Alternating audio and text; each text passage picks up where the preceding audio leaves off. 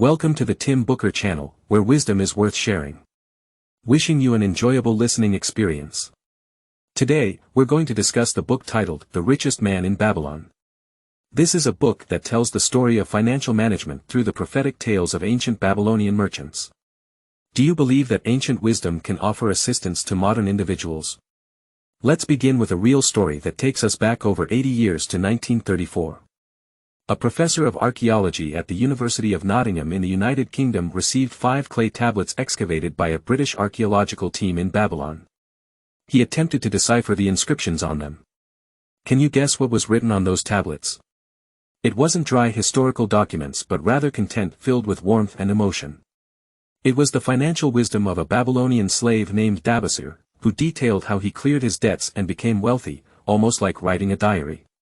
At that time, the professor and his spouse were burdened with significant long-standing debts. They suddenly discovered an unprecedented debt repayment method. Care to guess what they did? They followed Dabasir's approach and astonishingly managed to eliminate their debts. The story of Dabasir's debt repayment originates from this book. The book contains many stories that teach the art of prudent financial management and wealth building. Today, let's delve into this book. The author of the book is George S. Clason, a renowned American businessman from the last century with a deep history in publishing and a financial expert. Starting in 1926, he published several pamphlets on financial education, using themes of prophecy and storytelling. Reading them is like listening to grandparents narrate captivating fairy tales. Among them, the most popular is this book, The Richest Man in Babylon. For nearly a century, this book has inspired countless ordinary people to embark on the path to wealth. Many companies, banks, and insurance companies have purchased it to distribute to their employees. This book can be considered a Western classic in motivational literature. Although it was born over half a century ago, it has been translated into multiple languages and remains popular. Hence, Clason is regarded as a pioneer in modern financial education. In the book, Clason reveals the success secrets of several super-rich individuals in Babylon. What are these secrets, you may ask? In essence, it comes down to 2 simple principles, savings and investments. While the concept is simple, putting it into practice often requires some serious thought. Next, we will discuss this book from 2 aspects, how to save and how to invest. Let's begin with savings. When it comes to savings, many people might think there's nothing much to discuss. After all, the more you earn, the more you can save, right? However, this book holds a different perspective. It repeatedly emphasizes one point: if you're willing to set aside 1/10 of your income, you're already on the path to wealth. Looking at the experiences of several Babylonian merchants in the book, this method is both practical and effective. Take Al-Qaid, for example, who, like many young Babylonians, struggled to make a living as a scribe in the record office. He worked long hours, diligently inscribing clay tablets day in and day out, but his hard work yielded meager rewards. His expenses consumed all his income, a familiar feeling for many of us in the early years after graduation, especially if we didn't land high-paying jobs. Al-Qaid, an ambitious young Babylonian, held a belief that he could become wealthy despite his meager income. He searched for a method but couldn't find one until he met a wealthy Babylonian moneylender named Arkad. Arkad shared a valuable piece of advice: when I decided to set aside a portion of my income, I found a way to accumulate wealth. You can do the same. Al-Qaid was astonished, and we might be too if we heard this advice. Wasn't this too simple to be considered a method? However, Arkad emphasized that it was enough to turn a shepherd into a moneylender. Incredible, right? Although Al-Qaid was grateful, he decided to give it a try, especially given Arkad's wealth. The power of role models is immense. Al-Qaid realized that with his limited income, he would have to tighten his belt to save. He resolved to save his entire income, even if it meant living frugally and avoiding starvation. Then, Arkad posed a question: if you save 1/10 of your income every year, how much will you have in 10 years? Al-Qaid quickly replied, I'll have saved as much as I earn in a year. But Arkad was not satisfied. He shook his head and said, you got it only half right. In my eyes, the money you earn isn't sitting cold and lifeless, it's alive and active. The key is how to make it work for you. Every coin you save can become your slave, working to earn you more wealth. To amass endless riches, you must put your saved money to work and then reinvest the earnings. It's about creating a snowball effect. With mixed feelings, Al-Qaeda gave it a try. He followed the moneylender's advice, saving 1/10 of his income each time he was paid. To his surprise, this method didn't affect his daily expenses. He didn't feel like he had less money to spend, and the temptation to spend recklessly diminished. Over time, Al-Qaeda used his saved money for investments. The beginning was tough, and he faced setbacks, but he learned valuable lessons. When Arkad saw that Al-Qaeda had learned how to make money work for him, he decided to make Al-Qaeda his partner and entrusted him with managing his vast business empire. Al-Qaeda was fortunate to take over a portion of Arkad's wealth legally. The result? He eventually became the richest man in Babylon. This story teaches us that the starting point for wealth can be a simple financial method. We shouldn't worry about our quality of life. The real issue often lies in confusing necessary expenses with endless desires. If we examine our spending habits carefully, we may find areas where we can reduce or completely avoid unnecessary expenses, such as certain discretionary social expenditures. Some may argue that Al-Qaeda's success was due to luck, being noticed by Arkad, and inheriting his business. But that's not entirely true. If you think about it, Al-Qaeda was chosen because he persistently saved 1/10 of his income, proving his unwavering determination. Success doesn't come from unrealistic tasks but from choosing tasks within your capabilities and steadily advancing toward your goals. So, what happened to this young man named Al-Qaeda later on? By the time he reached 70 years old, he had become the wealthiest individual in Babylon. His fame was so widespread that even the king of Babylon invited him as an honored guest. Here's the background. Prior to this, Babylon had experienced great prosperity through massive infrastructure projects like canals and temples, which generated substantial income for the nation. However, once these infrastructure projects were completed, the people's lives became uncertain, and they faced difficulties. The Babylonian king was concerned about this situation and decided to take action. He selected 100 ambitious young people, the future pillars of the nation, to learn the art of finance and become the country's future leaders. Guess who they called to train these young minds? Arkad, the financial expert. He started by teaching them a method you can probably already guess, saving 1/10 of their income. Arkad advised a young egg seller to try putting 10 eggs in his basket every morning and taking out 9 in the evening. By doing this consistently, his basket would eventually overflow. Additionally, Arkad emphasized creating a budget. This way, they could ensure they had enough money to live comfortably without exceeding 9/10 of their income. Following this method, their empty wallets gradually filled up, thanks to the people's ingenuity. Wealth in Babylon was created by those who used their minds. If you were born in Babylon, your top priority would be learning how to become wealthy. Do you remember the story of Dabasir, the individual who was initially mentioned? Let's revisit his story. Dabasir was not originally a slave but a free citizen of Babylon. Due to his reckless youth and accumulating massive debts, he was forced to leave Babylon and ended up as a slave in Syria. With the help of a kind-hearted slave owner's wife, he managed to escape and return to Babylon. Determined to defeat his only enemy, debt, Dabasir adopted the same financial strategy as Arkad and Al-Qaeda. He diligently saved 1/10 of his income every month. For Dabasir and his family, this was a crucial monthly ritual. They lived on 7/10 of their income and allocated 2/10 toward debt repayment. Dabasir worked diligently to repay his debts and also found ways to make money with his savings. He had a knack for camels and knew how to select strong and healthy ones. He seized an opportunity to buy some high-quality camels and made a profit of 42 silver coins. Eventually, he managed to pay off all his previous debts.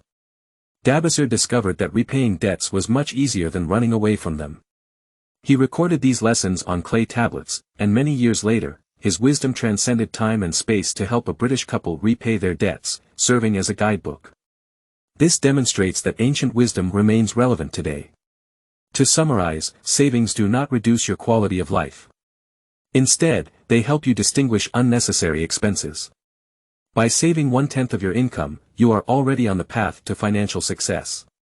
Every penny you save works for you, generating more income as you hear is the translation of the text you provided. Let's take a look at another matter now, how to invest, in other words, how to make money work for you. There are many specific investment methods, but the fundamental principle remains the same. The most important rule is what? The book first discusses the issue of investment risks. How do you view this issue? To invest, you must take risks. The greater the risk, the greater the potential reward. This viewpoint is quite familiar, isn't it? However, in the eyes of the wealthy in Babylon, this idea is completely unacceptable. Making money through investment comes with a condition: you must ensure the safety of your capital. Therefore, you must not act blindly. Earlier, we talked about how Arkad started investing and learning financial lessons the hard way. Let's see what mistakes he made. After saving money for a year, Arkad wanted to make his money grow. What kind of investment did he consider? He remembered an acquaintance who was a sailor and frequently sailed the seas. This acquaintance happened to introduce him to a business opportunity. They could buy some fine gemstones produced in Phoenicia at a low price in Tyre harbor and sell them at a higher price when they returned. The profit would be split between them. This seemed like an easy way to make money. Arkad thought, I can earn a fortune without leaving my home. The sailor's promise sounded fantastic. What could go wrong? Well, unfortunately, tragedy struck. The gemstones sold by the Phoenicians appeared dazzling and precious, but they were actually worthless pieces of glass. The poor sailor had no ability to distinguish their true value. At that moment, Arkad realized the importance of seeking advice from knowledgeable individuals. He learned the hard way that blindly trusting someone without financial expertise can lead to financial ruin. Arkad is Arkad, after all. Despite his initial setback, he didn't give up. He resumed saving, setting aside 1/10 of his income each month, which had become a habit by then. Starting from scratch to accumulate wealth was not difficult when you had developed such a habit. When he decided to invest again, Arkad was wiser. He sought out experts in the field and found a skilled bronze shield maker. Hearing that this craftsman needed funds, Arkad entrusted him with his savings to purchase the bronze needed for crafting shields, much like investing in a business. The craftsman produced high-quality shields, which sold well. As a result, Arkad received interest on his investment every 4 months. This marked the true beginning of Arkad's journey into investment and financial wisdom.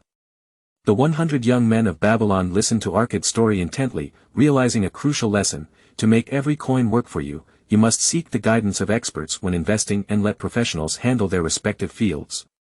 However, Arkad didn't just share his wisdom with these young Babylonians. His most important student was his own son, Nomacer. Unlike many wealthy heirs, Nomacer didn't receive a comfortable life on a silver platter. Arkad's method of education was to let his son venture out into the world and make his own way. He gave Nomacer a bag of gold and a clay tablet. The gold was for travel expenses and startup capital for his own business, while the clay tablet contained Arkad's 5 laws of gold, a summary of his financial wisdom. These laws may sound simple, but they are profound in their wisdom. Arkad emphasized the importance of protecting the wealth you already have, being cautious in investments, trusting the eyes and advice of experts, and avoiding the persuasion of fraudsters and schemers. Arkad instructed Nomacer to travel the world for 10 years, accumulating wisdom and wealth through his own efforts. Only then would he be ready to inherit the family fortune. 10 years later, Nomacer returned to Babylon as promised, and his father held a grand celebration. In the presence of friends and relatives, Nomacer shared his 10-year journey, which had its ups and downs. At first, he was swindled by those who took advantage of his inexperience, causing him to lose his entire bag of gold. However, Nomacer's resilience, combined with the wisdom from his father's clay tablet, helped him overcome these setbacks. He eventually found employment as a manager overseeing the construction of city walls, which gave him the opportunity to apply his father's 5 laws of gold. What did Nomacer do next? He started by saving 1 copper coin from his first income, a familiar practice by now. Sometimes, the simplest methods are the most effective. As he accumulated savings, Nomacer became friends with the slaves master due to their shared goals. Together, they organized a trade expedition to mine metals in a distant land, foreseeing the need for metal when constructing the city's gates. Their foresight paid off handsomely, as they secured a lucrative contract with the king for their exclusive supply of metals. Nomacer's first significant wealth was the foundation for even greater successes. This story illustrates that those experienced in their respective fields are the best guides for investments. It also highlights the importance of risk management. Avoid taking on unnecessary burdens, even if you want to help a friend. Lastly, it emphasizes the necessity of assessing the creditworthiness of borrowers and requiring collateral when lending money. In the world of finance, these principles are essential for success. Arcot specifically mentioned the issue of houses. That is, investing in real estate and owning your own home. Therefore, houses are valuable assets that can generate continuous profits. This may sound obvious to us today, but it's important to note that when it comes to houses, the principles of wealth building remain consistent, whether through lending or property ownership. Both aim to ensure future income and security. In summary, the stories above all illustrate one fundamental principle: investments should be made prudently and reasonably, without blindly pursuing high profits while ignoring risks. In projects where you can achieve expected returns with reasonable profit margins, that should suffice.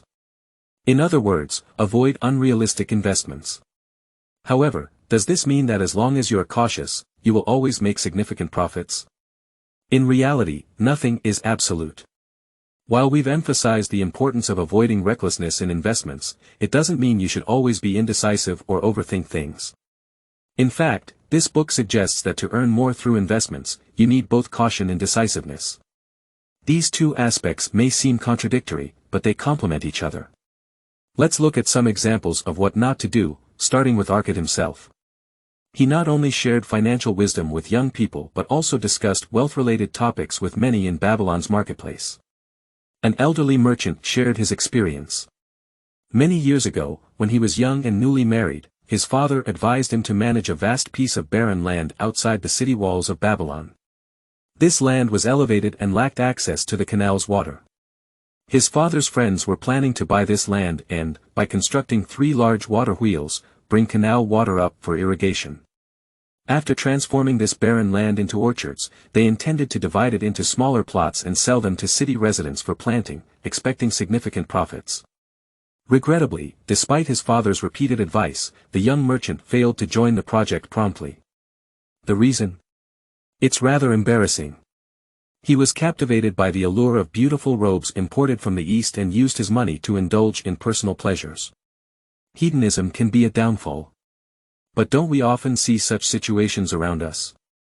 People delay important matters for momentary pleasures, only to lose sight of their main goals. So, how did the land transformation project turn out? The profits earned far exceeded everyone's expectations, and those who hesitated regretted missing out. The elderly merchant deeply regretted his procrastination. He stated that this story illustrated the point that hesitating when opportunities arise and delaying decisions after careful consideration can cause good fortune to slip through one's fingers. Opportunities sometimes arrive unexpectedly and must be seized promptly. The book suggests that people who take decisive action are the ones favored by the goddess of luck. Another middle-aged livestock trader also shared his story of missing a wealth-building opportunity. One day, he spent 10 days searching for camels in the desert with no success, leading to great frustration. Late in the evening, upon returning to Babylon, he found the city gates closed and had to camp outside with his slaves. At that moment, a farmer from outside the city approached him, offering to sell a herd of sheep. The farmer explained that his wife had fallen seriously ill, necessitating his swift return home to care for her. The livestock trader was intrigued. He had enough experience to recognize from the sheep's sounds that it was a high-quality herd, and the farmer's price was reasonable. However, in the darkness of the night, he couldn't accurately count how many sheep were in the herd. He wasn't sure if the farmer's claim of 900 sheep was an exaggeration or not. Thus, he insisted on waiting until morning to count the sheep before paying the farmer. Unexpectedly, the city gates opened while he was asleep, and 4 other traders rushed to the farmer to buy the sheep. The city was under siege, and food was scarce. Desperation led them to offer 3 times the original price. Without hesitation, the farmer accepted this offer and sold the sheep to the city traders. When the livestock trader woke up, he realized that the opportunity he had missed, which could have been highly profitable, was gone. Opportunities often arrive swiftly. The first judgment that comes to mind is usually the best, and hesitation can lead to missed opportunities. The key to gaining the favor of the goddess of luck is decisive action. So, what kind of people tend to attract the favor of the goddess of luck? According to the book, it's those who act decisively. In the field of investment, being proactive is just as important as having risk awareness. In conclusion, this book by Colasun delivers a few key messages. 1. To accumulate wealth, you need to understand two things: how to save and how to invest. Saving doesn't lower your quality of life, instead, it helps you differentiate between necessary and unnecessary expenses. Saving just a tenth of your income is the first step toward wealth building, and every saved coin works for you, growing your wealth over time. 2. When it comes to investments, be prudent, reasonable, and risk-aware. Don't blindly chase high profits without considering risks. A reasonable profit in projects with expected returns is sufficient. Avoid unrealistic investments. 3. Decisiveness and timely action are crucial. Hesitating when opportunities arise or delaying decisions can lead to missed opportunities. Opportunities can be fleeting, so seize them promptly. These principles may provide inspiration for your current financial planning. Thank you for listening to another book, and we appreciate your support and attention. Please subscribe to the Tim Booker channel for more audiobooks, and remember to like and share with your family and friends. Wisdom is worth sharing as we embark on a brighter future. Thank you, and goodbye.